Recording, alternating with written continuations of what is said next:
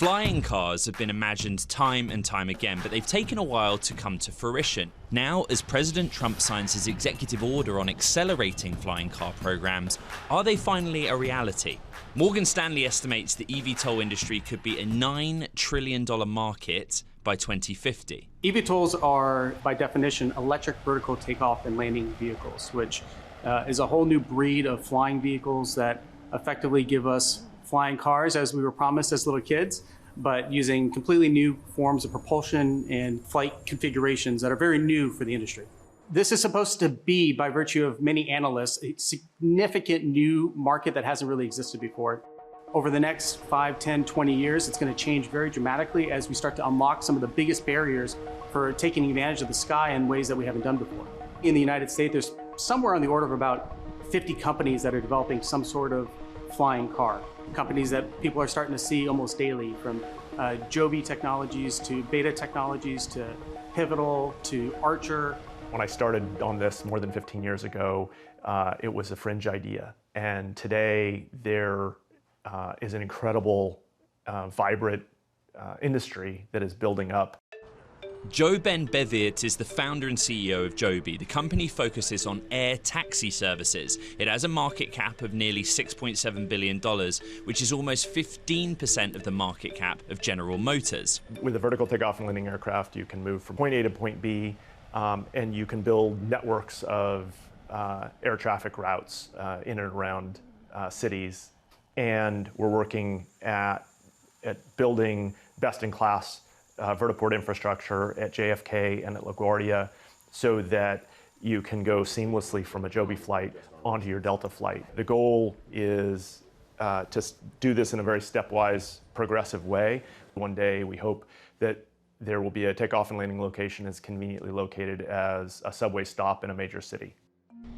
Joby's version of a flying car is technically considered an aircraft. That's where the regulation of the technology gets tricky. The big moment that Wall Street in particular is waiting for is FAA certification. What is it that the FAA needs to sign off on, and when does that happen to your mind? We're the first company to achieve the Stage 1 certification, the first company to achieve Stage 2 of the certification, first company to complete Stage 3, and now we're making phenomenal progress through Stage 4. And when we submit the test plans, and then that opens the door for us to begin the testing. And then Stage 5 is when we submit the test reports, and then the FAA signs off. It's a small market, but there are many players. Each has different tech and progress varies. S&P Global says Joby is expected to go from 6 to 56 units by 2030, generating $3.5 billion in revenue. But that's all contingent on FAA certification. The company's testing with no one in the cockpit, but the world's watching closely. Overall, the battery capacity for this aircraft is something like 1.5 Model X Teslas, just to kind of put it in a ground vehicle reference. The idea is to sell this by the seat. So when you open the app, you'll be able to select the ride. A car will come and get you to wherever you are, take you to the nearest takeoff and landing spot. And then other people will be kind of brought just in time at the same time to fill the other seats within the aircraft.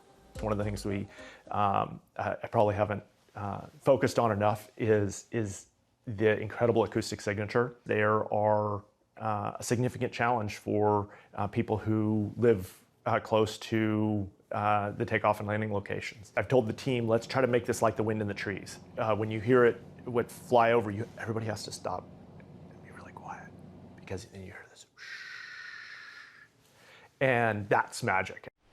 Joby expects to see their first passenger operations in early 2026 in Dubai, operating full steam ahead on production in their California-based manufacturing facility, using locals to craft their creations. One of the cool things is about another element of the flyby that's incredible is how easy it makes it to fly. So you can take somebody who's never flown an airplane before, never flown a helicopter before, you put them in the simulator, and they'll fly you perfectly from Wall Street to the Delta Terminal 4 at JFK. And that is really spectacular in terms of how intuitive it is. But can anyone really fly one of these crafts? Go for takeoff. One of the other players in the space is a company called Pivotal.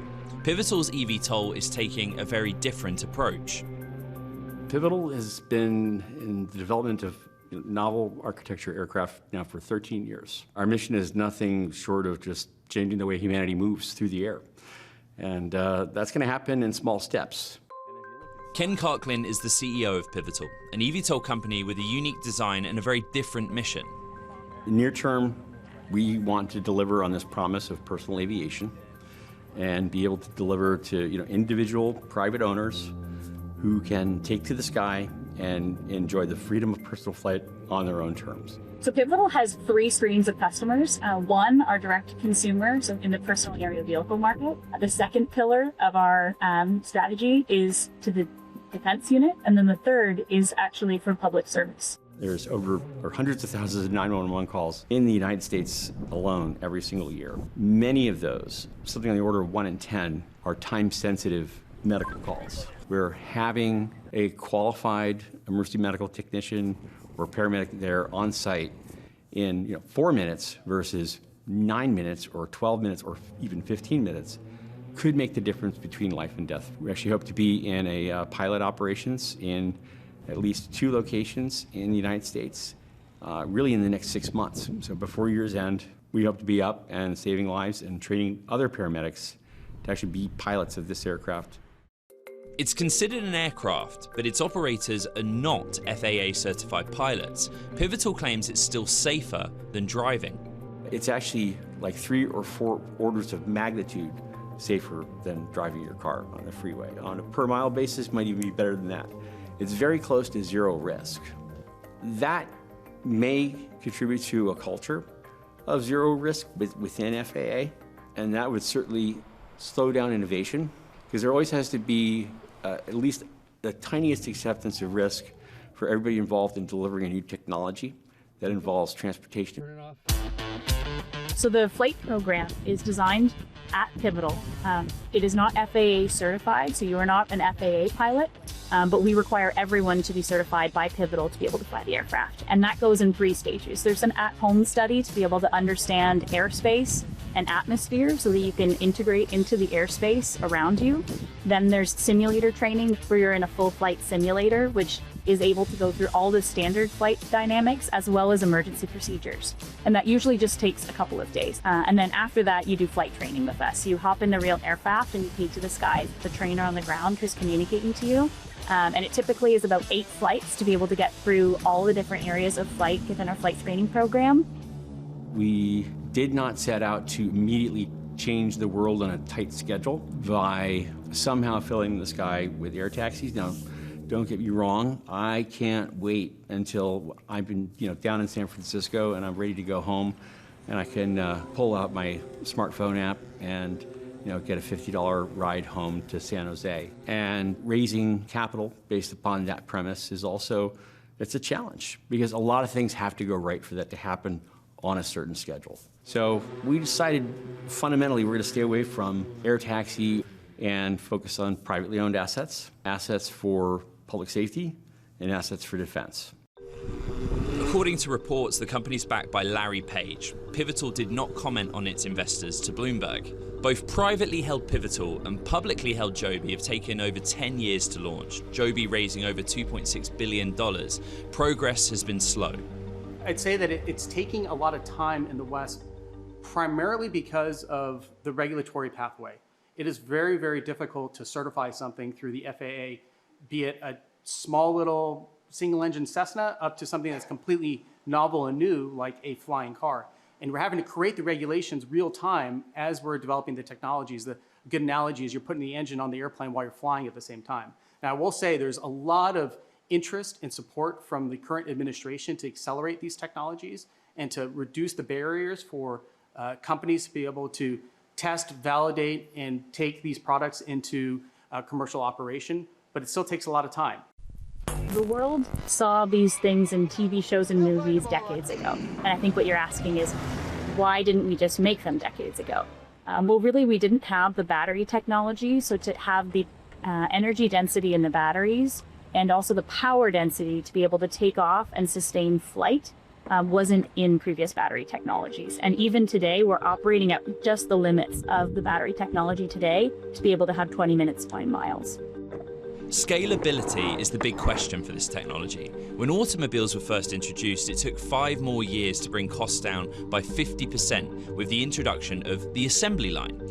Cost efficiencies are still many years away for eVTOL. There's a few things that have to happen for scale to happen. Ground infrastructure is a key area, much like Tesla with their superchargers. The regulatory environment, getting those put in place, and then actually demonstrating to customers that this is cheaper and safer. And once you are able to do that with real paying people flying on these things, I expect the scale to only be limited by how quickly you can build them. We only want to use our architecture to go after applications we know we can do better than anyone else can. So that does not include flying really fast. You know, efficiency is the name of our game. Cost effectiveness is the name of our game. But again, we're focusing on privately owned aircraft, privately owned assets.